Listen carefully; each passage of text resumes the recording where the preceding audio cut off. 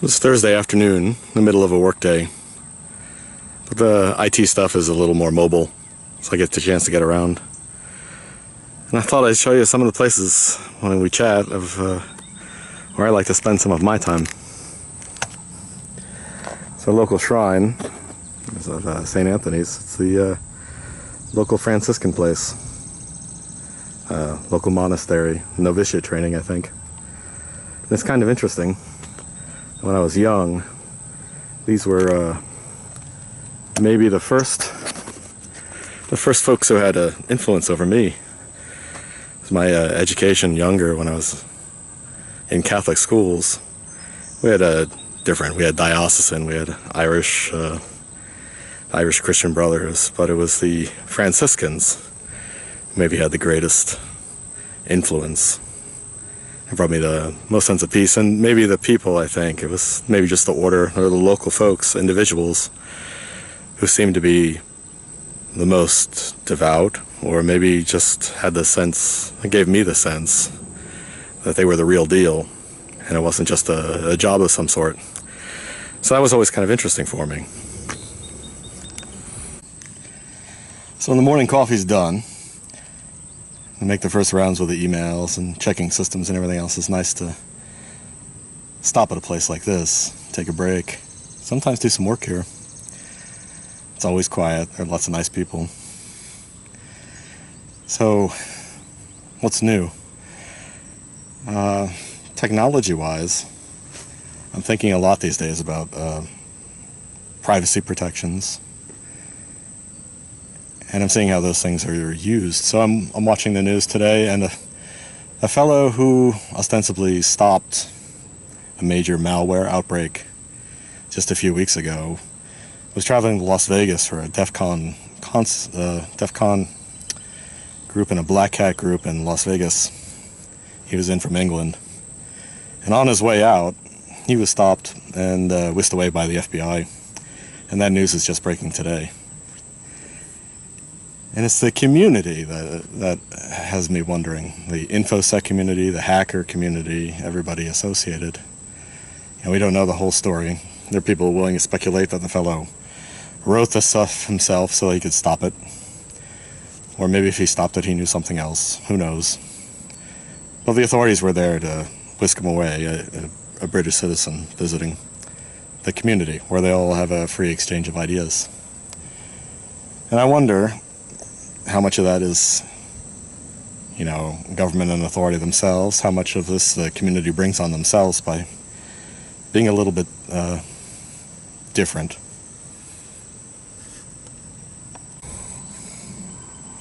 Ultimately, though, there's a question. Should you be involved in this community? Is it a good time? Is it more necessary now more than ever? Or is it just the wrong time? The battle between advertisers, federal authorities, war on terror, everything else, erosion of, what do we call it?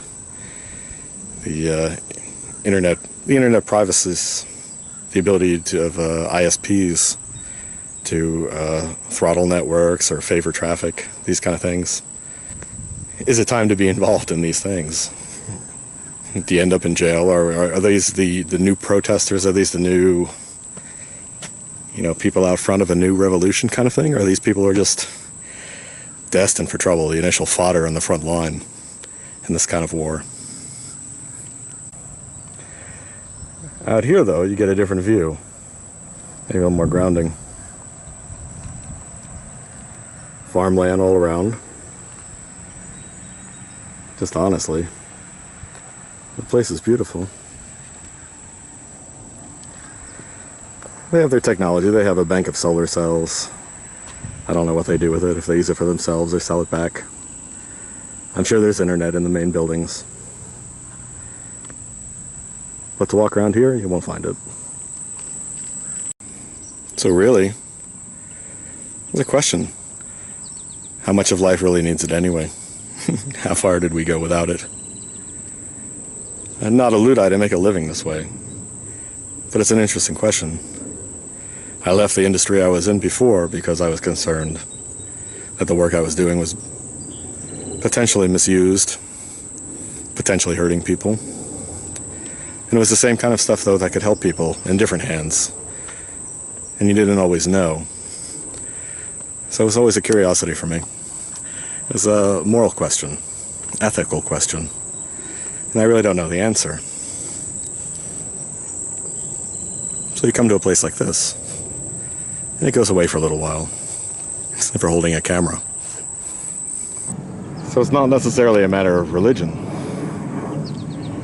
And for all the folks who would complain about religion as opposed to science or anything else, doesn't everybody need a place to take themselves, take worries, take concerns, a place to relax and have a belief, whether it's a faith in God or a faith in technology, a faith in a process or anything else, where they can go and sacrifice, maybe for a lack of a better word. Leave it in someone else's hands. Have some faith that all of those things will be taken care of, one way or another, with or without your input or your effort or anything else. To put it in God's hands or in the hands of scientists or anyone else, that it could be handled. And maybe if you can let go of some things, then those are the things you should let go of. And maybe the things that bother you most, those are the things you should fight for. For my kids, when they were young, just like when I was young, we had fairy tales. We had stories that gave hope and stories that were cautionary. One for every occasion. Some maybe that you could interpret any way you needed to, given your circumstances. Places like this, they have their stories too. And a community.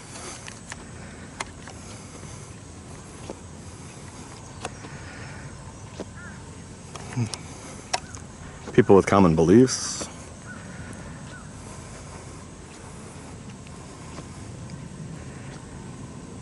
A place for people to hope, to be able to open up.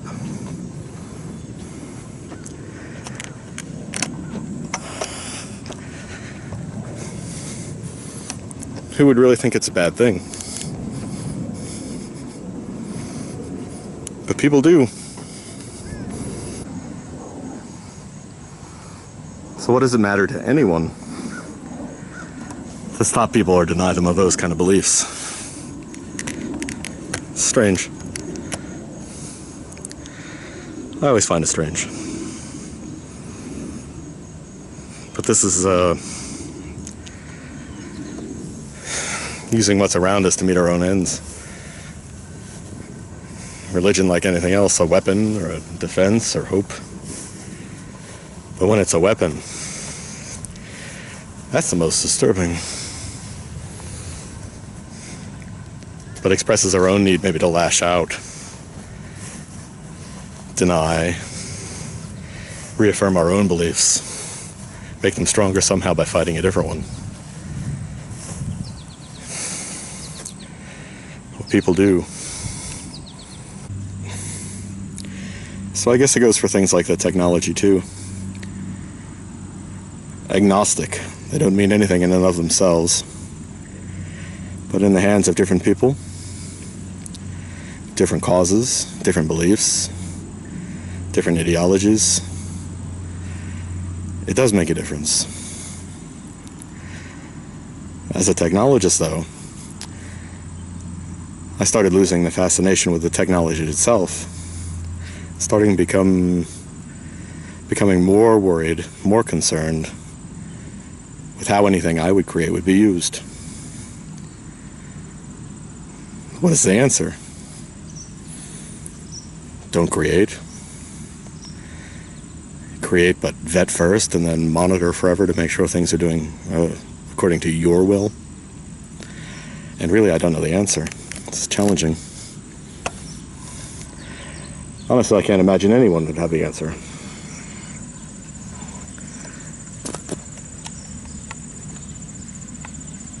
More importantly, that those people, though, with a common belief find each other so that they can focus that way.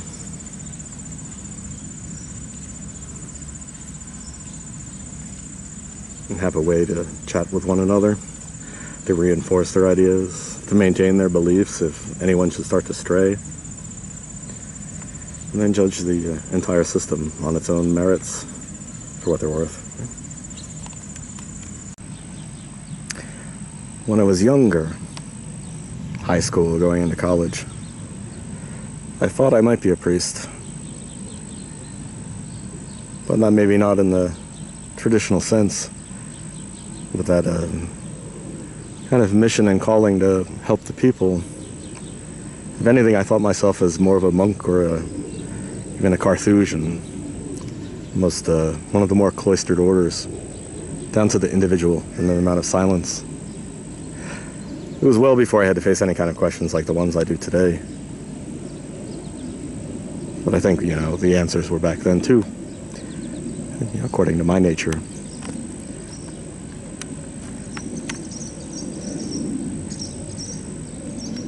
When all those beliefs come together, places like this are built. People thrive in them. Each maybe with their own agendas, an idea of what the community should be.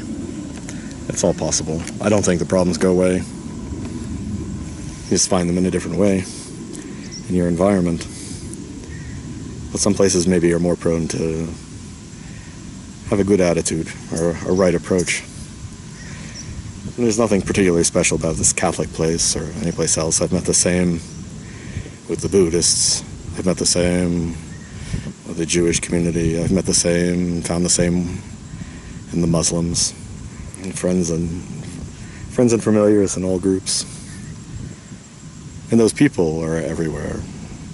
They're all looking for the same things. And even the other day, like I mentioned in Twitter, talking with a fellow from Baghdad, now driving an Uber here in the States.